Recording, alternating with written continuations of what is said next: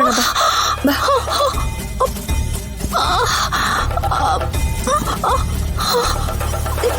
ಹುಷಾರು ಅತ್ತೆ.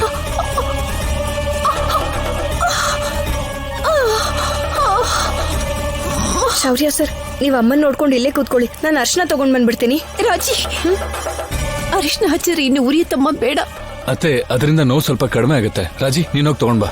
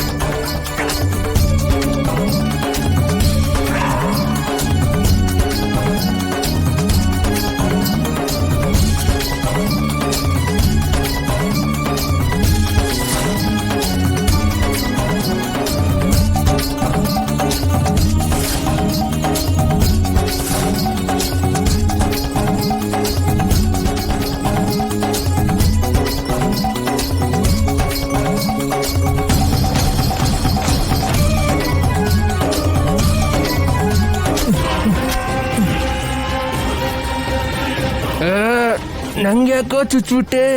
ಸಾರಿ ಕಣೋ, ನೋಡ್ಲಿಲ್ಲ. ವೇಸ್ಟ್ ನನ್ ಮಕ್ಕಳ್ರ. ನಿನ್ ಫ್ರೆಂಡು ನಿನ್ ಕೈಲೇ ಸತ್ತೋಗ್ತಾನೆ. ಮೊದ್ಲು ಇವ್ನ ಹಾಸ್ಪಿಟ್ಲ್ ಕಳ್ಸು. ಮೊದ್ಲು ಹಾಸ್ಪಿಟ್ಲಿಗೆ ಹೋಗು. ನಿಮ್ ಮೇಲೆ ನನ್ಗೆ ನಂಬಿಕೆ ಹೇಳ್ತೇನೆ.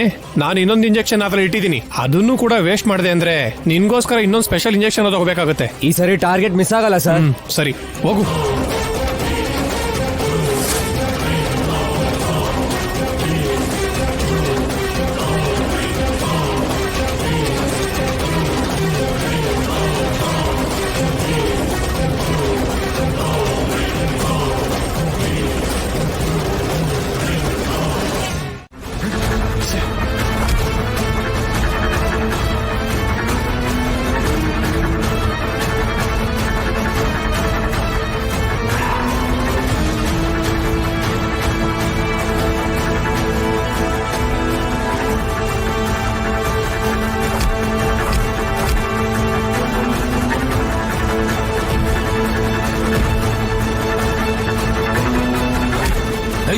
ಯಾರೋ ನೀನು?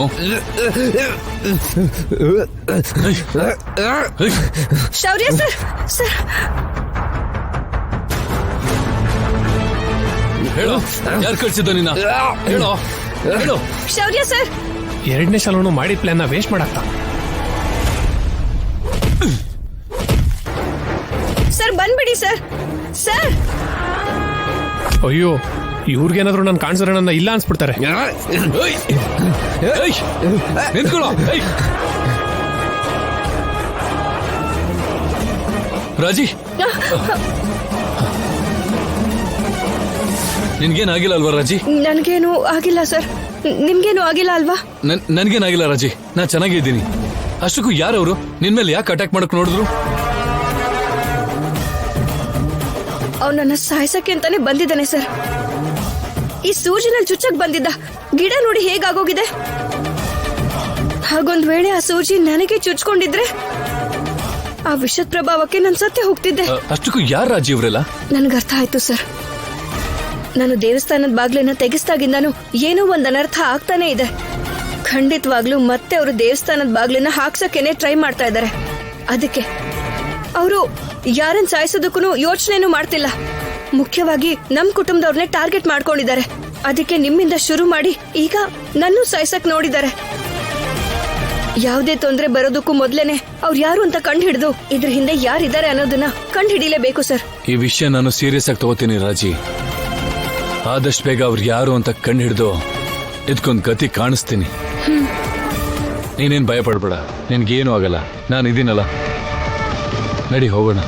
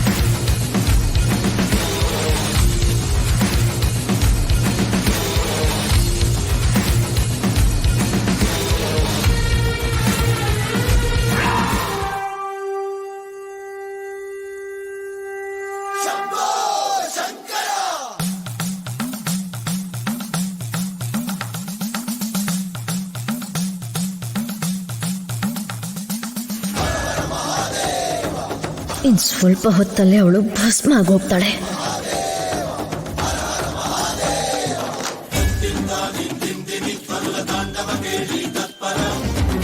ಮಂಜುಲ ಸಿಂಜಿನಿ ಚತುಲ ಲಾಸ್ಯ ವಿನೋದವ ಶಂಕರ